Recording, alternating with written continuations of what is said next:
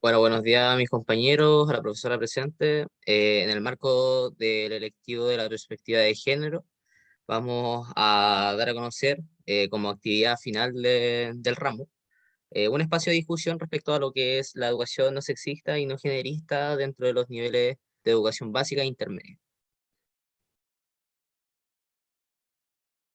Bueno, de manera introductoria, eh, queremos en primera parte mostrar un video explicativo de un programa de la Universidad Diego Portales, en donde habla respecto a lo importante de lo que es la educación, o los efectos realmente de la educación sexista y generista, en donde se encuentran en diferentes espacios de la academia, en diferentes niveles educacionales.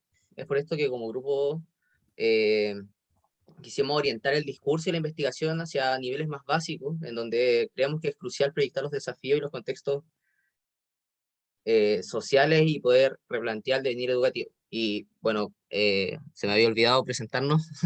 Mi nombre es Joaquín Reyes, mi compañera Milena García y Javiera Sepúlveda vamos a estar encargados de esta intervención. Bueno, a raíz de lo que estaba diciendo, que en una primera instancia queremos hablar respecto a cómo una escuela puede ser reproductora de estereotipos, siendo uno de los principales factores que afecta el crecimiento y el desarrollo de la infancia. Posterior a ello, queremos analizar el fomento, el fenómeno del androcentrismo y en los textos educacionales y cómo eso interviene en la perspectiva de las masculinidades eh, en el aprendizaje a nivel básico. Luego de abarcar estos dos tópicos, queremos dar paso a una entrevista en la cual va a participar una trabajadora social, Paulina Aguirre, que nos va a dar su perspectiva desde la Escuela Gaspar Cabrales de Villa Alemana. Y queremos, como por último, dar un espacio de reflexión personal en la cual si alguna persona se siente con la libertad de poder proyectar su reflexión en la presentación, está en todo su derecho. Así que vamos a partir con el video. Primero que nada, decir que esta presentación es más o menos larga, así que para que se hagan una idea respecto a esto. Así que nada, partamos con el video de la Universidad de Diego Portales.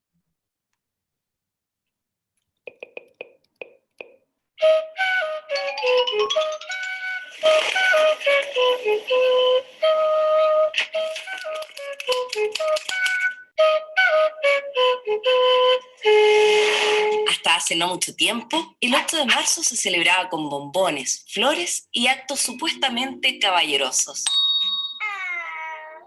Sin embargo, en los últimos años la conmemoración del Día de la Mujer ha sido diferente. Miles de chilenas han salido a la calle a plantear una serie de demandas, como el fin de los femicidios, igualdad salarial y un profundo cambio de paradigma en la enseñanza, bajo el lema Educación no sexista. La idea de que una persona, por el solo hecho de nacer hombre o mujer, tiene ciertas habilidades, intereses o formas de ser y pensar, está muy arraigada en distintos espacios de nuestra sociedad, siendo las instituciones educativas uno de los ejemplos más representativos. Quisimos saber, entonces, qué se ha estudiado en las ciencias sociales respecto al sexismo en la educación chilena, y buscamos todos los artículos en revistas científicas que se han publicado en los últimos 5 años en relación a este tema. Las investigaciones se pueden agrupar en 3 grandes preguntas que pasamos a ver a continuación. 1. Diferencias en rendimiento académico. Para evaluar si hombres y mujeres se benefician de la educación en la misma medida, se han realizado estudios principalmente cuantitativos, es decir, que recogen y cruzan datos estadísticos generados por pruebas estandarizadas, variables socioeconómicas, tipos de establecimientos, edades de las y los estudiantes y entornos geográficos y demográficos. En general, estos trabajos muestran peores resultados académicos en mujeres respecto de sus pares hombres en ámbitos como las matemáticas y las ciencias. Estas diferencias son mínimas en los primeros años de formación, pero aumentan a medida que las y los estudiantes avanzan en el sistema escolar, sobre todo a niveles socioeconómicos más bajos. Esta realidad ha sido ampliamente medida a lo largo de todo Chile, y las cifras son consistentes en distintos contextos educativos, geográficos y socioeconómicos. Bueno, los números no mienten, pero tampoco responden todas las preguntas. Por ejemplo, ¿a qué se debe esta diferencia de rendimiento? No lo sabemos con certeza, pero el siguiente tema nos puede dar algunas luces. 2. Reproducción de estereotipos de género. Un grupo de cientistas sociales se ha dedicado a observar conductas, prácticas y creencias sobre género en espacios educacionales, buscando detectar cómo se manifiestan estos estereotipos tanto en las relaciones humanas como en los discursos pedagógicos y en el material de estudio. Por ejemplo, a través de un test de asociación se midieron los estereotipos de género presentes en estudiantes, docentes y apoderados de kinder. A los niños y niñas se les presentaban imágenes de elementos relativos al lenguaje y matemáticas, que debían ser arrastrados a la izquierda y derecha respectivamente. El ejercicio añadía un estímulo adicional. A la izquierda había fotos de niños, a la derecha fotos de niñas. La clave estaba en la velocidad de la respuesta. En caso de existir estereotipos que asocian las matemáticas con el género masculino, la asociación sería más lenta cuando la imagen de matemáticas correspondiera al lado de las niñas. Un test similar fue aplicado a apoderados y docentes. La evidencia mostró que, en promedio, la asociación hombres y matemáticas es transversal a niños y adultos, salvo para las niñas de nivel socioeconómico alto, que no lo asocian a ningún género. Pese a esta excepción, llama la atención que niños y niñas que aún no han recibido educación formal en esta área ya tengan incorporado este estereotipo de género. Pero la mayor parte de las investigaciones sobre la reproducción de estereotipos de género en la educación son cualitativas, es decir, estudios que buscan comprender ciertas complejidades que los datos no alcanzan a describir por sí solos, como interacciones sociales, vivencias y percepciones individuales. El análisis de la información recolectada reportó que, si bien el discurso acerca de la igualdad de género está cada vez más presente entre los distintos actores de la educación, estos siguen reafirmando estereotipos tradicionales, como que los hombres están biológicamente más preparados para las matemáticas o las ciencias, o que las habilidades de las mujeres están más bien fuera del ámbito estrictamente académico. Por ejemplo, una investigación en universidades chilenas mostró que, al momento de realizar su práctica profesional, a las alumnas de pedagogía se les asignan mayoritariamente cursos de enseñanza básica, en parte por la creencia de que no podrán desenvolverse de buena manera con estudiantes más grandes, y también por una asociación directa entre ser mujer y el cuidado de menores. Asimismo, una indagación sobre la experiencia de mujeres en carreras técnico-profesionales asociadas generalmente al género masculino, como minería, metalmecánica y construcción, dio cuenta de una manera más sutil de discriminación, conocida como sexismo benevolente, que consiste en asignarle a las mujeres atributos aparentemente positivos para justificar la diferencia de roles y maquillar la discriminación que hay detrás. Las mujeres tienen una motricidad fina extraordinaria en comparación con los hombres. Mi compañera es más detallista, nos ayuda con los informes. Cuando estamos soldando, les gusta estar ahí como mirando para aprender. Este mismo estudio señala que, dado este trato diferenciado, solo un 35% de las mujeres persisten en estas especialidades, versus un 80% en el caso de los hombres. Los estereotipos tradicionales de género también se cuelan a menudo en el material pedagógico que se utiliza en las salas de clase.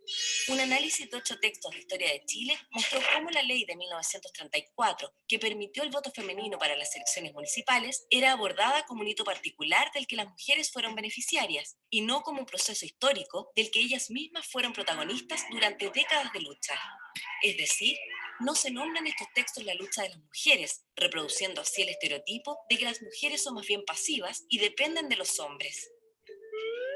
Los estereotipos observados podrían explicar en parte la predisposición positiva o negativa de las alumnas hacia determinadas asignaturas, así como la tendencia de estas a optar preferentemente por carreras relacionadas a cuidados y servicios antes que aquellas vinculadas a producción de bienes y resolución de problemas. ¿Y qué sucede cuando es al revés? Esa misma pregunta se hizo otro grupo de investigadores, que nos lleva a nuestro tema 3, sexismo hacia hombres. Estudiantes hombres de carreras predominantemente femeninas, como enfermería y trabajo social, perciben que se evalúan sus competencias de manera distinta a la de sus compañeras mujeres. Pero a diferencia de lo que sucede con las mujeres en carreras masculinizadas, este trato diferenciado puede terminar beneficiando a los hombres a mediano plazo. Por ejemplo, una investigación en la carrera de enfermería observó que existe una imagen estereotipada del enfermero hombre feminizado. El estudio revela que ante esa figura, las estudiantes mujeres manifiestan una suerte de compasión y apoyo, mientras que los estudiantes hombres buscan huir de este estereotipo, eligiendo áreas tecnológicas o administrativas para así reafirmar su masculinidad. ¿Te parece conocida esta reacción? Bueno, volviendo a nuestra pregunta inicial, Hemos visto que las ciencias sociales han demostrado que, a pesar de los avances, sigue existiendo sexismo en la educación chilena y que esto incide fuertemente en las trayectorias de aprendizaje y en las proyecciones vocacionales de mujeres y hombres. Las investigaciones consultadas nos proponen una serie de preguntas para futuros estudios y para que como sociedad podamos reflexionar y profundizar en estos temas. ¿Por qué se mantiene la creencia de que el sexo biológico determina nuestras aptitudes?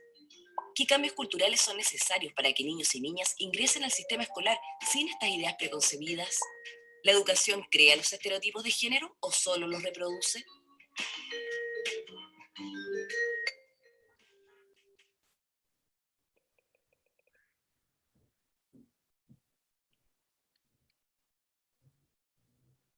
Luego de ver el video y basándonos en el texto Educación no sexista hacia una real transformación de la Red Chilena contra la Violencia hacia la Mujer, desarrollaremos dos tópicos. El primero, la escuela como reproductora de estereotipos, y el segundo tópico es el androcentrismo en los textos escolares. Respecto al término jerarquías escolares, la escuela sobre la base de una igualdad de partida afecta a todo el mundo y juzga a todos y otorga a cada uno un lugar dentro de las jerarquías escolares. Estas siendo estructuradas en torno a la doble función del sistema escolar. A raíz de esto es que la ideología presente en la cultura escolar enseña a los estudiantes a ver el fracaso como algo individual que resulta de su escasez de habilidades, desarrollando unos principios que priorizan las diferencias y divisiones en términos de rendimiento académico. Consecuentemente, el sistema de enseñanza se encarga de transformar las diferencias y desigualdades extraescolares en desigualdades reales de aprendizaje o de capital cultural.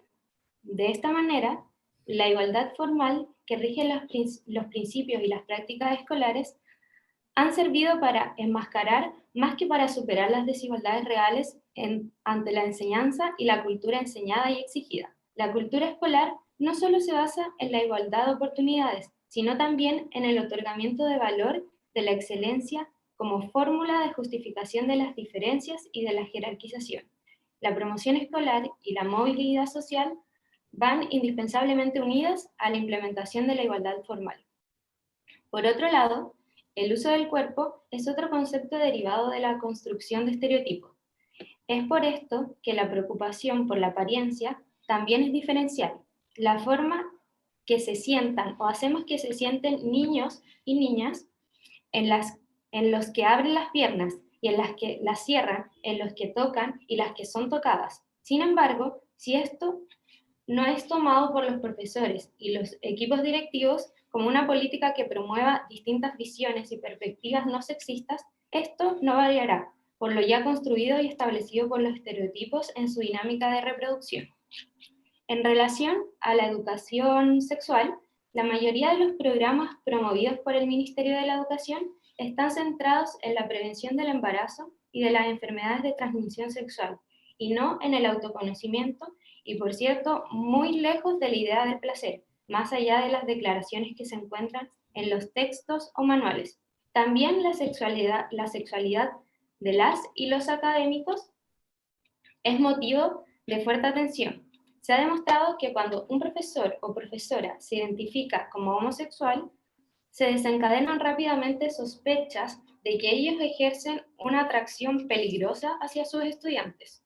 Y como último punto de este tópico, se entiende como una buena convivencia respecto a la violencia escolar la coexistencia armónica de los miembros de la comunidad educativa, que supone una interrelación positiva entre ellos y permite el acuerdo, el adecuado cumplimiento de los objetivos educativos de un clima que propicia el desarrollo integral de los estudiantes. Esto en la práctica no sucede, ya que ni los equipos directivos ni los profesores han sido formados en temas tan fundamentales para ejercer su labor profesional como teoría de género y educación para la diversidad.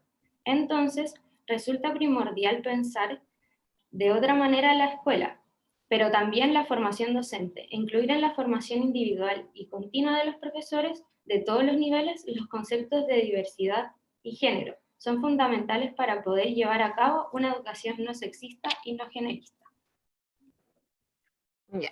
El próximo tópico sería el androcentrismo, que es en los textos escolares. En cuanto al tipo de la participación y los roles que se le atribuyen a las mujeres, principalmente siempre son madres, dueñas de casa, que cuidan a los enfermos, que cuidan a los niños, a las niñas, que cuidan a sus esposos, que cuidan a sus familias, pero a los hombres se les dan roles que los relacionan como con la fortaleza física, que tienen unos viajes, que descubren, tienen actividades recreativas, que son deportistas, liderazgo, entre otras cosas. Y de esto podemos, podemos ver en tres tipos de libros. Por ejemplo, en los textos de lenguaje, la participación de las mujeres es en roles siempre tradicionales, con actividades que son secundarias, con actitudes pasivas o con situación social y cultural que tiene desventajas. A veces se observa que hay algún intento de integración de las niñas y los jóvenes, pero con actividades como muy comunes y que no marcan claramente las diferencias que hay entre uno y lo otro. Entonces, también por otro lado, también se intentan como añadir las razas o distintas etnias, pero aún siguen siendo insuficientes también para visualizar a estas personas, sus identidades y sus elementos de sus distintas culturas. Por otro lado, en el texto de historia, en general se observa que las mujeres son siempre como acompañantes de hombres, que son victimizadas o hacen roles poco significativos dentro del texto. También en el texto de biología, las mujeres que se incluyen en la investigación son como las acompañantes del investigador científico que los hombres son los que hicieron el trabajo científico destacado y las contribuciones que hacen las mujeres son mínimas, son acompañadas de las contribuciones de los hombres y se destacan más que nada solo a los hombres. En cuanto a la aparición de los seres humanos en ilustraciones, se otorga con toda naturalidad y los roles y comportamientos típicos de cada sexo, y siempre se generaliza a las mujeres con patrones de comportamiento estereotipados, como que las mujeres se cuidan el peso, que las mujeres se cuidan el cabello, pero a los hombres se les presentan en actividades totalmente distintas de liderazgo y recreativas, o las actividades que nombré anteriormente, y siempre se destacan como las familias heterosexuales, jóvenes abocadas a la reproducción y las mujeres enmarcadas en un estereotipo, siempre con falda, pelo largo, que tienen una pareja, que están embarazadas y siempre como cuidándose. En ningún otro tipo como de actividad distinta a eso. En cuanto al uso del lenguaje, en prácticamente todos los textos están en masculino universal. Y aunque a veces intentan como evitarlo, no lo logran porque a la vez, o sea, como que intentan agregar el lenguaje inclusivo, pero no lo sostienen durante todo el texto. Es por eso que se desprende que de los textos escolares sostienen y reproducen una cultura patriarcal, y de eso, esa es una gran máquina simbólica de que ratifica la dominación masculina. En todo esto se reconoce el mismo patrón patriarcal que está presente en todos los ámbitos de nuestra cultura, pero no se toman medidas que aborden a fondo el problema, siendo siempre como un problema secundario. Esto es fundamental de un Estado ausente en todos los debates que tienen que ver con la calidad de la educación. Otro punto que también está dentro de ese tópico es el hecho de que las mujeres están excluidas en la narración de la historia. Siempre en los relatos del ser humano es como que está en base a su pasado y de su tiempo, y queda reflejado que siempre es el lenguaje masculino universal, y es propiamente el hombre el que hace la narración oficial, y porque todo fue protagonizado por hombres, y por ende el conocimiento es androcéntrico. Por ejemplo, siempre es naturalizado como él como el protagonista de, de la historia, y las mujeres quedan excluidas a menos que se les revele como la mamá, como la maternidad, ahí recién se revela como la existencia de la mujer. Es por eso que muchas feministas han desarrollado diferentes y diversas corrientes historiográficas que han revelado la subordinación y discriminación de la mujer, otras que han revelado la creatividad y la fuerza, las que han puesto el foco en los movimientos sociales y la lucha por sus derechos, las socialistas que replantearon los postulados marxistas sobre la opresión de la mujer, las que se enfocan en los ámbitos de la familia, de hogar, las relaciones interpersonales, la infancia y entre otras cosas. Por último, el saber feminista en acción. Hay diversas iniciativas contra el sexismo que están en la educación, que están en curso, como por ejemplo tesis de grados, cursos, talleres, escuelas y programas especiales. En el discurso femenino que fue omitido, uno de los textos es la ausencia de la escritora en los programas de estudio de lenguaje y comunicación en la enseñanza media. En esta búsqueda se encontró que había una cantidad considerable de autoras que eran omitidas, que cumplen con una o más de las lógicas clasificatorias declaradas para la selección de autores, pero no son, o sea, son omitidas, y eso corrobora el andropocentrismo. Y devela las falacias de la escasa producción de las mujeres y la menor calidad que hay en la equidad de género en las autoridades incluidas en el repertorio. Siguiendo con esta experiencia, por ejemplo, podrían realizarse investigaciones que abordaran la cuantía y la calificación de las obras en distintas disciplinas, puesto que, por ejemplo, en momento filosófico, en un texto de historia de primero medio, aparece un listado de 30 filósofos del siglo XIX y siglo XX, y todos son hombres.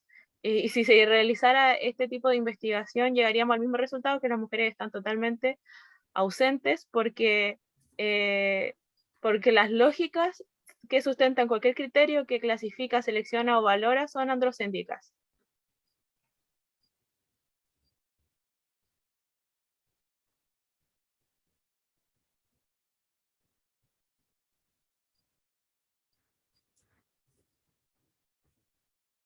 Bueno, tenía el micrófono apagado.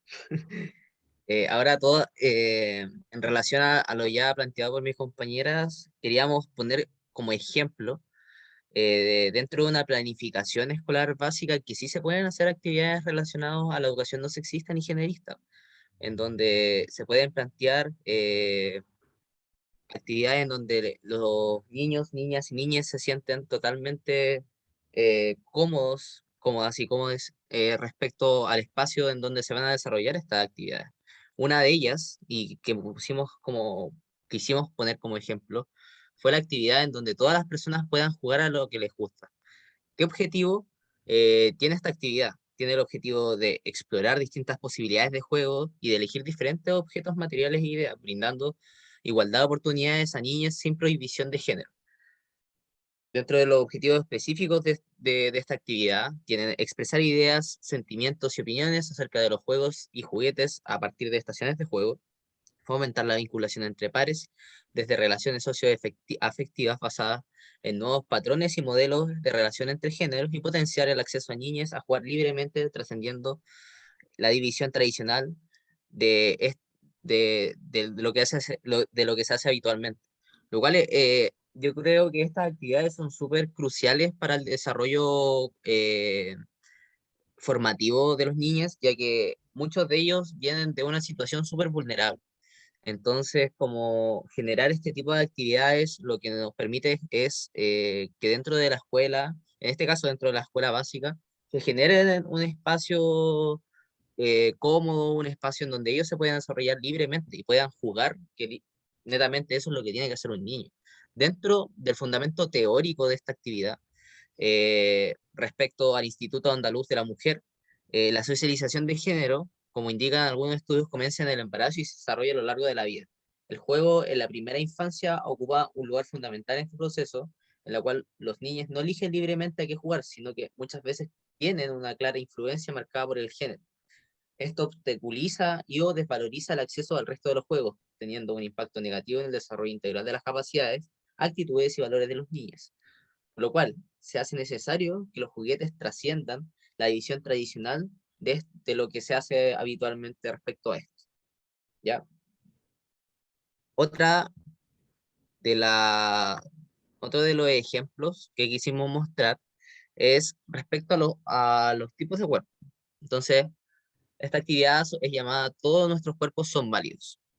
El contenido respecto a esta actividad refiere a lo que es el conocimiento, a la validación, a la valoración de los cuerpos propios y a la de los demás. La idea de los participantes de esta actividad es que sean funcionarios de la institución en donde se aplique. Esto que quiere generar es poder generar espacios reflexivos en torno al cuerpo y la corporalidad en función de la institución en la cual se aplique. En el caso que vamos a ver más adelante en la entrevista, más material en la Escuela Gaspar Cabrales. Esto también va orientado a lo que es funcionarios, y ya respecto también en la entrevista podemos profundizar un poco más la importancia de que los funcionarios también participen dentro de estas actividades, no solo los niños. Los objetivos específicos de esta actividad, primero que nada, es establecer la importancia del respeto, la corporalidad propia y ajena en el marco de las relaciones entre funcionarios y, eh, y niños y niñas. Explorar y reflexionar en torno a las emociones que desprenden de la imagen, corporalidad de cada participante y de su relación con las dolencias físicas. Potenciar las relaciones entre pares, abriendo espacios de confianza que permitan la construcción de relaciones respetuosas. El fundamento teórico respecto a esta actividad nos permite explicar que la imagen corporal incluye lo que cada uno piensa, siente y cómo se percibe, y actúa en relación a su cuerpo propio.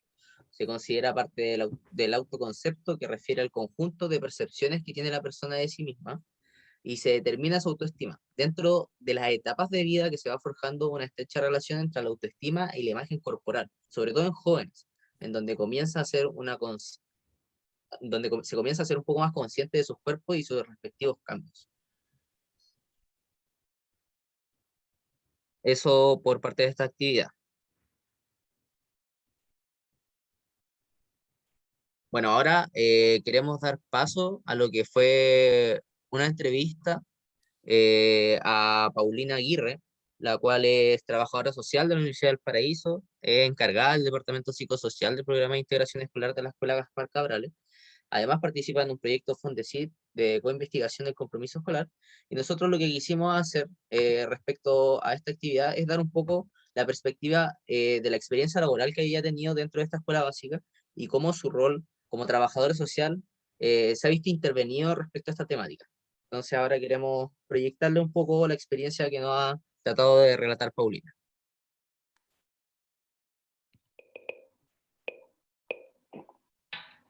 Bueno, primero que nada, saludar a nuestra invitada, Paulina Aguirre, agradecer su participación en este panel de discusión sobre la educación no sexista y no generista. Bueno, Paulina es trabajadora social de la Universidad del Paraíso, representante del Departamento Psicosocial en el Programa de Integración Escolar de la Escuela Gaspar Cabrales. Además participa en un proyecto Fondesit de coinvestigación del compromiso escolar. En honor al tiempo, haremos una pequeña entrevista para comprender una visión material con respecto a la aplicación de programas de educación no sexista y no generista de la educación básica e intermedia. Así que muchas gracias por estar presente aquí, Paulina. Muchas gracias a ti, Joaquín, por invitarme a este espacio. Bueno, para dar comienzo a la entrevista, como primera pregunta, nos gustaría saber cómo ha sido tu experiencia en la escuela con respecto al desarrollo de la educación no sexista y no generista. Respecto a mi experiencia en sí, yo creo que ha sido como súper complicada y frustrante, porque para entender un poco cómo se aplican como estos como conceptos, como a la realidad de las escuelas, es que no hay ningún plan de educación no sexista ni generista. No hay ningún plan. Y no es una prioridad para las escuelas trabajar ese tipo de temáticas. ¿Ya? Como ahora, donde yo trabajo, hubo un cambio a nivel municipal. Yo trabajo en un colegio que depende de la municipalidad, entonces los lineamientos de trabajo son los que entregan ellos.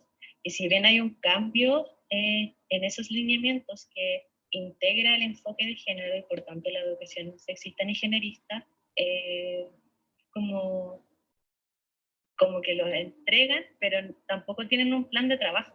Entonces, lo que se haga o no se haga siempre, o lo que yo hice en este caso con mi compañera es idear un plan en base a nuestros conocimientos.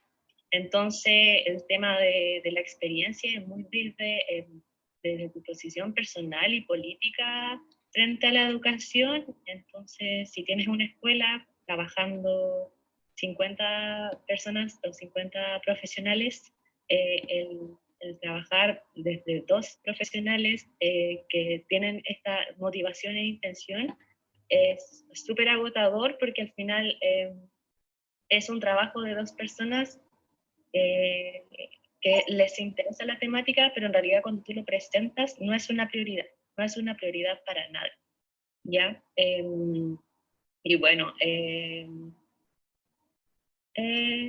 eso. Y lo más importante en realidad que yo quiero destacar es que no hay un plan. No hay un plan, y bueno, las mujeres, las niñas y las disidencias o las disidencias siempre son el último eslabón social. Entonces a nadie un poco le importa como estas temáticas, y hay mucho desconocimiento. Hay mucho desconocimiento sobre todas estas temáticas, sobre todo la de género. De hecho, que hace poco hicimos una actividad respecto como al género y a la percepción del género propio.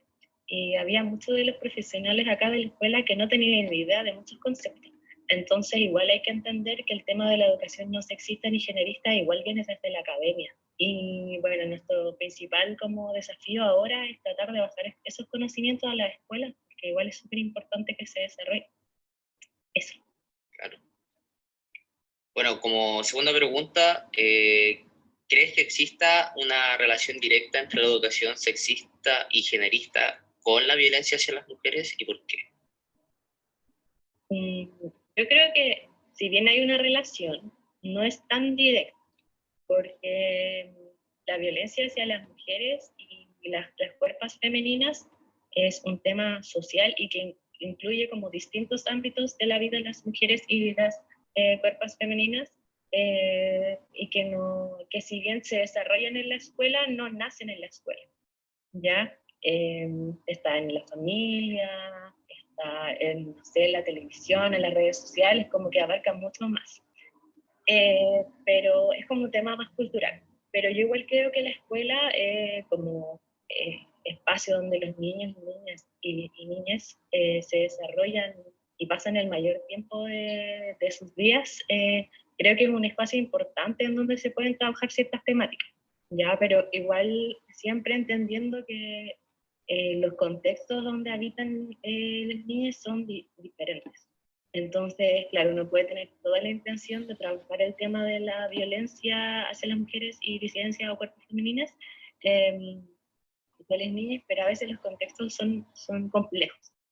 Por ejemplo, en mi experiencia, yo he trabajado en un colegio súper vulnerable, y la forma en que uno trabaje el tema de la violencia debe ser súper cuidadoso, porque hay muchas heridas que es complejo cerrarlas, y dinámicas familiares que se repiten hasta el día de hoy, que no es llegar y decir lo que tú estás viviendo está mal, ¿ya? Entonces, como te decía anteriormente, el trabajo es bajar un poco estos conceptos académicos, y en la escuela es un espacio súper importante para poder desarrollarlo desde la participación de las niñas y jóvenes también en esta instancia, ¿ya? Porque igual pasa harto en las escuelas también, que los contenidos y en general todo se desarrolla desde una perspectiva adulta.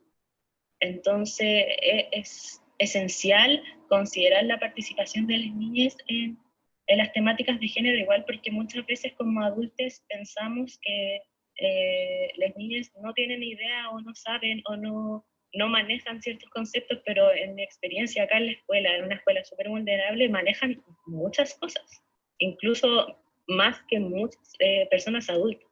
Entonces, la escuela sí es un espacio donde se desarrollan o se sigue visibilizando o viendo la violencia hacia las mujeres y las cuerpos femeninas o disidentes, pero no es el único espacio, solo se repite.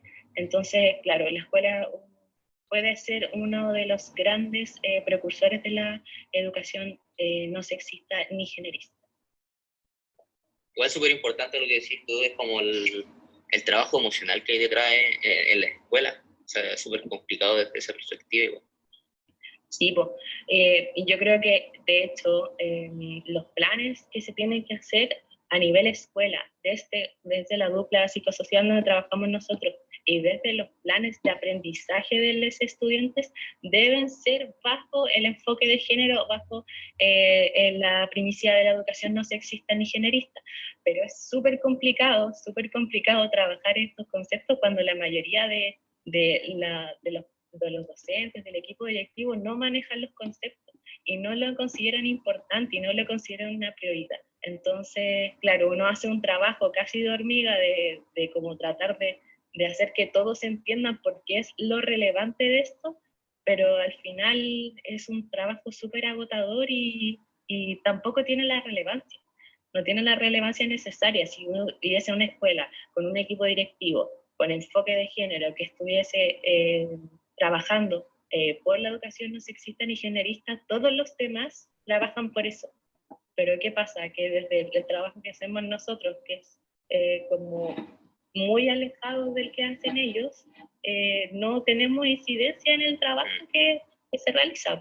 Entonces, yo creo que si los planes de aprendizaje, el tema del plan lector, el tema de la historia de Chile, sí se debe hacer desde una perspectiva no sexista ni generista, pero imagínate cómo nosotros, como dupla psicosocial, no tenemos el peso necesario para como presentar esa propuesta que viene del Ministerio de Educación, que tampoco dicta planes para trabajar el tema de la educación no sexista, ¿cachai? Ni generista. Entonces, es como un eslabón de cosas donde nosotros somos los últimos, como último de la relevancia. Entonces, lo que podamos hacer nosotros ahora, en este contexto, en los tiempos en los que estamos, que es todo muy inestable, es súper decorativa.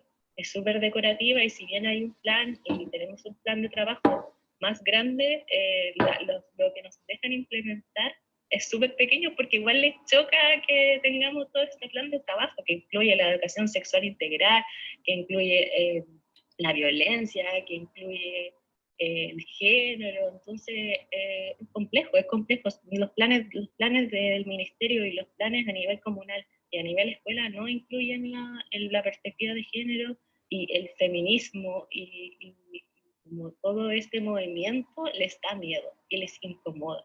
Entonces el trabajo que podamos hacer nosotros es muy pequeño y decorativo. Claro. Igual, por ejemplo, nosotros este trabajo lo estamos orientando desde los estereotipos, la construcción y el desarrollo de los estereotipos, y también desde el androcentrismo. Entonces, es súper como relevante lo que me decís tú, porque claro, el androcentrismo refiere como dentro de la educación básica, que promueven como literatura, bibliografía solamente de personas, de hombres, ¿cachai? O sea, en lenguaje, en libros Santillana e incluso en bibliografía de literatura. Entonces, claro, ustedes no tienen las herramientas tampoco para poder generar un trabajo mucho más de materializar un poco más lo que quieran hacer, o sea, dentro de sus objetivos. Entonces, sí, además, por ejemplo, si nosotros quisiésemos hacer, porque nosotros hicimos una planificación, nosotros nos dimos el trabajo y leímos mucho y estudiamos y todo, para presentar una planificación con respecto a noviembre, en el marco de la conmemoración del Día de la Eliminación de todas las violencias hacia la mujer, estudiamos mucho, pero el trabajo que uno tiene que hacer es capacitar antes de aplicar este trabajo, uno tiene que capacitar a todos los profesores y funcionarios como de la escuela para que recién logren entender la relevancia de eso, porque la actualidad no la tiene, y en la escuela y en los entornos de trabajo igual se repiten patrones estereotípicos, como tú decías, sobre todo como la posición del hombre por sobre la de las mujeres dentro del espacio escolar como de adultos. Entonces, imagínate yo como joven, trabajadora social, mujer, no tengo ninguna incidencia ni tengo ninguna importancia incluso social dentro de la escuela. A pesar un profesor hombre que lleva 5 años en la escuela trabajando, tiene un distinto peso incluso en el ámbito laboral. Entonces, claro, como yo te decía, es trabajar desde lo personal igual, desde el tener una convicción de de la necesidad de trabajar por y para las niñas, ¿ya? Y eso es lo que yo creo que hay que tratar de que el resto de los profesores y los funcionarios entiendan, que al final nosotros y nosotras nos estamos trabajando por como una convicción, o sea, sí, es una convicción personal, pero es una convicción personal para no discriminar a las niñas y para entenderles y para entender la infancia y entender la juventud y la niñez desde la perspectiva que tienen ellos. Y al final lo importante dentro de la escuela son las niñas, entonces tenemos que tener como todos los conocimientos, todas las capacitaciones posibles para poder entenderles a ellos, porque al final nosotros estamos acá trabajando por ellos. Entonces, yo creo que el problema, uno de los grandes problemas es que dentro de nuestra realidad laboral igual se repiten un poco los estereotipos y las posiciones sociales y culturales que tienen los hombres frente a las mujeres. Entonces eso igual hace que se retrase el trabajo, o que no tenga cierta relevancia, o que no sea tan importante como esto. Entonces, bueno, al final, yo creo que claro, si tuviésemos, por ejemplo, desde la municipalidad, que es nuestro, como, las personas que nos contratan, nuestros jefes máximos, debiese haber un plan de trabajo y debiese haber una prioridad de plan de trabajo desde la perspectiva de género, porque claro, yo no tengo la importancia ni la relevancia que tienen ellos y ellas como, o ellas como en dictar las normas y las reglas de los contenidos que se pasan en la escuela y del trabajo que hacemos nosotros, el trabajo socioemocional que hacemos nosotros con las niñas y con los adultos, les apoderas. Entonces, claro, si ellos dictaran esto, sería muy distinto, porque nosotros trabajaríamos a la par de eso y no trabajaríamos nosotros contra todos los demás, o todos los demás. Eso. Bueno, y por último, y para cerrar un poco la entrevista, ya que sabemos que tienes que volver a tu horario laboral, desde tu mirada, ¿cuáles deben ser los próximos desafíos de la educación básica en relación a la educación no sexista y no generalista? En verdad, esta pregunta va orientada como a la educación básica, intermedia y en lo que te quieras explayar en verdad respecto a la educación.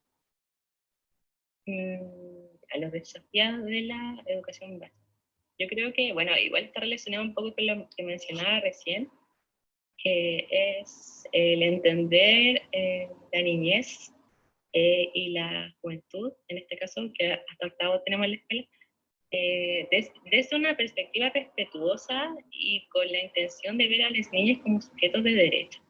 Ya, eso es súper importante. Nosotros muchas veces como adultos, y aunque, no sé, que tengamos muchos conocimientos, mucho estudio, mucho de todo respecto a las niñas, a la infancia en general y a la adolescencia, o la niñez y la juventud, es que nosotros creemos que las niñas no saben ciertas cosas o que no son capaces de hacer ciertas cosas y los limitamos antes de saber qué efectivamente pueden hacer. Entonces, yo creo que una de las barreras de la educación, que uno de los desafíos que se pueden plantear es entender la niñez y la juventud desde la perspectiva de las niñas. Y con eso va ligado el entender igual los procesos por los cuales viven, que son muy parecidos a los que nosotros vivimos como adultos. Y desde ahí trabajar junto a ellos o con ellos y para ellos y ellas el tema de la educación no sexista ni generista, porque las niñas saben, los niños conocen conceptos, hay niños que, como yo te mencionaba antes, que conocen incluso más términos y como temáticas que los adultos. Yo tengo un niño de quinto básico que podía dar cátedra del tema del género y de la orientación sexual y de la identidad de género, que va en quinto básico. Entonces, el incluirlos dentro de estos procesos es como de construcción de la educación al final, de construir espacio con las niñas para ellos y ellas y para los adultos y adultas también que trabajamos con ellos. Yo creo que eso es uno de los otros desafíos súper importantes. Y el otro es que, claro, como te mencionaba antes, igual el tema de tener un plan nacional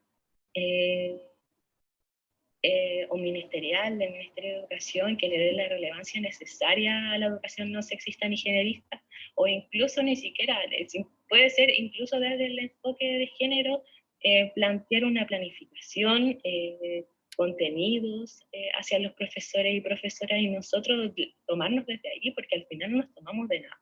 Y también, y por sobre eso, también está el tema de las leyes. El tema de las leyes, onda, esto debería ser una ley, pero el tema de las leyes y la infancia y la niñez y la juventud son muy pocas y no son suficientes. Entonces, como que al final la política nacional de infancia no promueve la participación y solo se enfoca en los derechos de protección que ni siquiera eso cumple. Entonces, si lo queréis ver como de manera mucho más general, como que es necesario cambiar eso primero, de cambiar el tema de las políticas de infancia desde ahí hacia abajo, porque si tenía una política de infancia que promueva la participación de las niñas en los espacios y que considera el enfoque de género, de ahí para abajo el ministerio, y de ahí para abajo las municipalidades, y de ahí para abajo las escuelas, y el trabajo que hacemos nosotros. Entonces, eso yo creo que es como el desafío y darle la importancia necesaria a la niñez y a la juventud. Y eso parte por generar políticas públicas, que es muy chistoso igual, porque las políticas públicas lo hacen los y las adultas respecto como a las niñas. Claro. Entonces, es importante desde la construcción de la política pública incluir, no de forma decorativa, la participación de niños y niñas, sino incluirlo, porque al final estáis generando políticas públicas para ellos y ellas, pero no lo estáis incluyendo en la construcción de eso. Entonces al final como adulto estás creyendo hacer lo justo o lo necesario para que las niñas como que tengan una buena infancia, pero al final, o una buena niñez, pero al final es tu perspectiva de cómo es la infancia y no la de ellos. Entonces es importante igual incluir la participación de las niñas como a todos los eslabones que te había mencionado anteriormente. Ya, con esto concluimos la entrevista hacia Paulina. Agradecer tu participación y tu disposición para poder responder ciertas preguntas de este lectivo, que encontramos que es un espacio súper importante que hay que cuidar bastante. Así que muchas gracias, Paulina. Te estaremos comunicando cualquier cosa si necesitamos más ayuda respecto a diferentes temáticas, y valorar tu trabajo igual. Súper importante lo que hacen, y nada, hay que seguir trabajando y darle para arriba, porque el país hay que construirlo entre todos. Así que muchas gracias por tu participación. Gracias a ti, Joaquín, por la entrevista.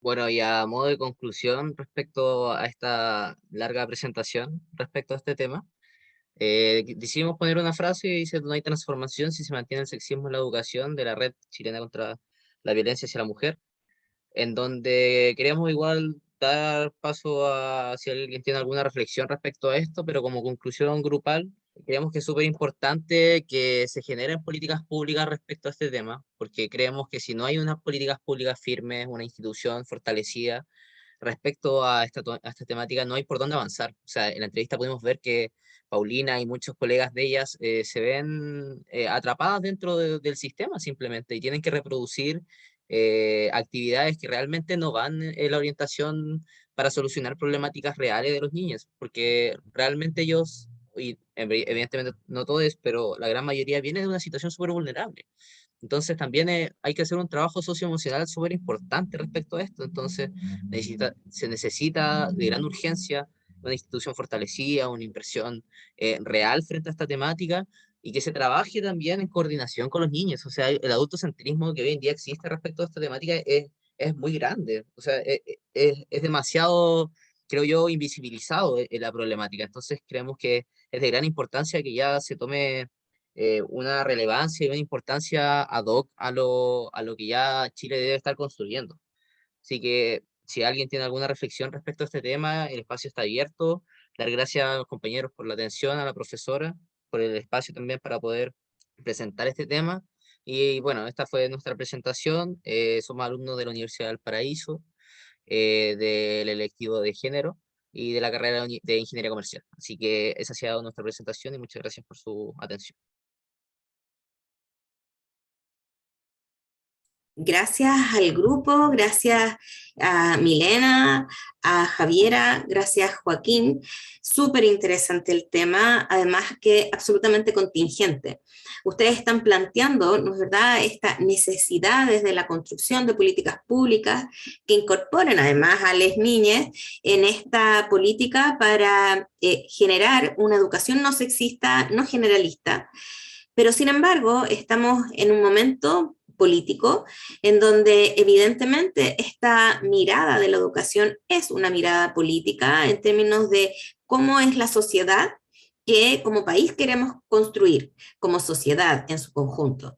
Y hay una postura, ¿cierto?, marcada claramente por por un candidato específico, que plantea que lo que ustedes están planteando como educación no sexista y no generalista es un intervencionismo respecto de la educación que libremente los padres, madres y padres deben tener a la hora de formar a sus propios niños, y que esta mirada de esta mirada no sexista es un intervencionismo y además es la generación de niños con una visión ideológica respecto de su propio sexo y respecto de su propia identidad sexual.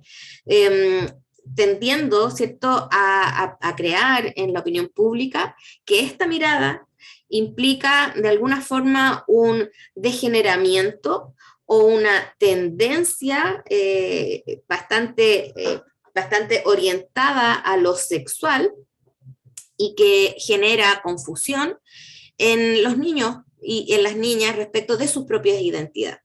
Entonces, ¿qué opinan ustedes y cuál es la importancia de tratar estos temas, creen ustedes, desde la universidad?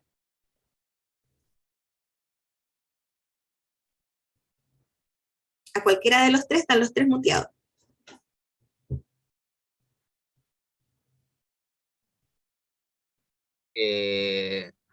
¿Cuál era la pregunta, profesora? Disculpe, si lo puede repetir. Es paradójico porque ustedes, si bien están planteando esta educación no sexista y no generalista, por otro lado hay ciertas posturas políticas que plantean que lo que ustedes están planteando es una intervención absolutamente tendenciosa orientada a lo sexual en los niños. ¿Qué opinan ustedes de esa mirada donde esta visión está leída como una ideología de género? Claro, o sea, desde la Como, perspectiva que usted plantea respecto al candidato también que tiene esta mirada tan privilegiada también, por decirlo, porque claramente en la entrevista veíamos la experiencia de Paulina, o sea, no estamos hablando tampoco de niñas que vengan de una situación socioeconómica que puedan tener padres y madres que proyecten valores, proyecten diferentes tipos de educación. Acá estamos hablando también de niñas que tal vez no tienen padres, tal vez que vienen de una situación riesgosa de inmigración, que vienen desde poblaciones marginales que no tienen oportunidades de poder jugar libremente, sino simplemente de arrancar de diferentes lugares y poder adaptarse a lo que realmente tienen a mano. Entonces, creemos que realmente la posición de esta mirada como del degeneramiento, de esa mirada como de que hablar como de sexismo es inculcarle a los niños cosas que realmente no deben saber. Creemos que es una mirada súper conservadora y que realmente no está como eh, eh, apta para poder aplicarlo en el siglo XXI. O sea, simplemente creemos que son temas súper controversiales que incluso los funcionarios y funcionarias, profesores y profesoras, tienen que tener de conocimiento respecto a esto. O sea, cuando Milena hablaba de estereotipos, también es súper importante que también los profesores tengan conocimiento de estos estereotipos, incluso cuando los propios colegas del profesorado se aplican entre ellos mismos. O sea, cuando Milena hablaba de profesores con disidencia sexual, que eran homosexuales, también generaban un estereotipo respecto a esto. Entonces, creemos que es un trabajo súper integral. Tiene que partir desde políticas públicas, tiene que partir de un programa de gobierno, tiene que partir desde la base para poder generar un amplio cambio respecto a esto, porque claro, un candidato llega y dice que está todo bien y que hay que solamente guiarse en un crecimiento económico y dejando a los niños de lado, dejando políticas públicas de lado, dejando inversiones de lado, que realmente son importantes. O sea, Chile tiene que cambiar. Eso no tiene ninguna, creo yo de mi parte y como grupo queremos que, porque también lo hemos discutido, no hay como una discusión respecto a esto. O sea, hace 2 años venimos de un estallido social. Este año recién empezó como a aprender esta chispa como conservadora, como de un discurso del odio por parte de la derecha conservadora.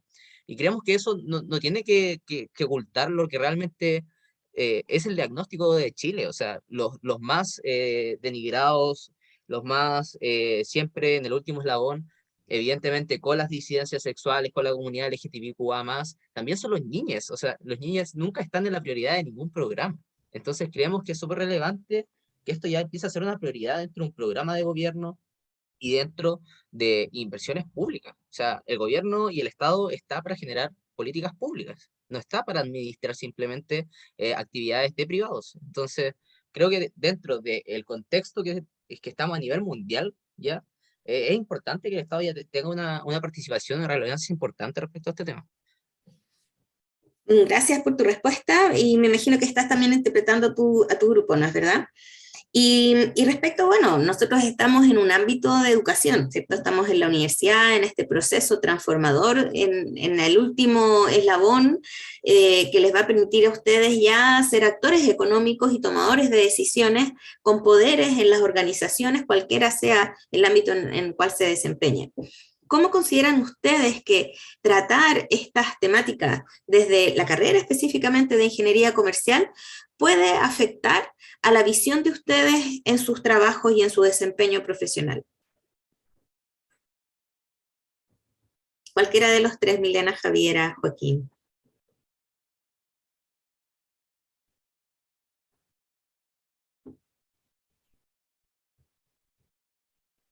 Profe, ahora yo de verdad no la escuché porque justo me distraje que el PPT dice educación. Y como que me desorienté. ¿Qué fue la Y pregunta que dijo mira, ahora? la pregunta, porque todo esto está en el marco de la educación de las niñas, ¿no es verdad? Pero ustedes como jóvenes están en un proceso de educación súper radical, digamos, porque es el término de este gran proceso, donde están a puertas de convertirse en profesionales, tomadores de decisiones, transformadores de realidades y de sociedades. ¿Cómo consideran que el haber tratado este tema, esta temática desde todas las perspectivas que lo vimos, puede incidir en el desempeño profesional de ustedes como ingenieros comerciales? Haber tratado la temática del sexismo, haber tratado la temática del androcentrismo, del patriarcado, de la economía feminista. ¿Cuál es la visión? ¿Con qué te quedas?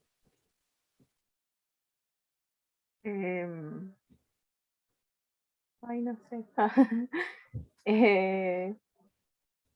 La verdad, como de lo que yo tuve que hablar del androcentrismo, no sé si en base a lo que yo quiero hacer y desenvolverme dentro de la carrera, como que me vaya a afectar directamente, porque esto tiene que ver más con niños, pero sí, yéndome para otro lado, sí, en mi vida en general, cuando estuve como leyendo y informándome sobre eso, pensé mucho en mi hermano que tiene 10 años.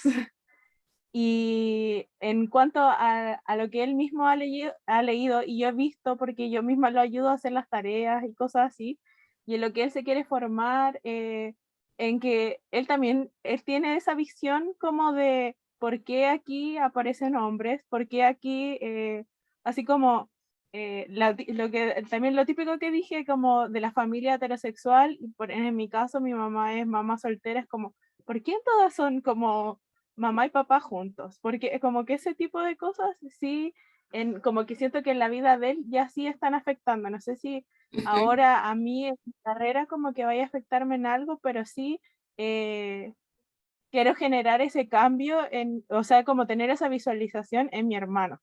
O sea, él es como muy abierto de mente, no es como, yo creo que tiene que ver también por el hecho de estar con dos mujeres en su casa, que no tiene como que sean tan machista y todo eso, pero también él se da cuenta solo de que en el mismo colegio como que todo es así, o sea, como que también lo típico, el profesor de matemáticas, la profesora de lenguaje, él también me lo ha dicho, así como porque, como porque siempre hace preguntas, así como, ¿por qué mis profesores son como los profesores de matemática y las profesoras de lenguaje? Como todo ese tipo de cosas, como que mientras estaba como preparando lo que iba a decir, me fue como haciendo ruido, así como, hoy, ¿verdad? Mi hermano dice esto, así como, "Oh, mi hermano también se ha dado cuenta de estas cosas", y no sé si todos los niños le toman como el peso y se darán cuenta de que es así, sino que ya lo tienen como algo totalmente normal, porque es parte de lo que pasamos todos en el colegio. Claro, y que después las preguntas dejan de tener respuesta y se comienza a normalizar, ¿no es verdad? Y de esa manera perpetuar las diferencias y finalmente el desarrollo de los talentos de cada cual, porque de eso estamos hablando, de sociedades más inclusivas, donde todos y todas tengamos mismas posibilidades, mismas oportunidades de desarrollarnos, ser felices y tener una sociedad más justa, ¿no? Una sociedad más integral. Muchas gracias, Javiera, muchas gracias, Joaquín. Milena, no sé si quieres aportar algo respecto de lo que ustedes específicamente estudiaron o lo que hemos hablado durante la asignatura.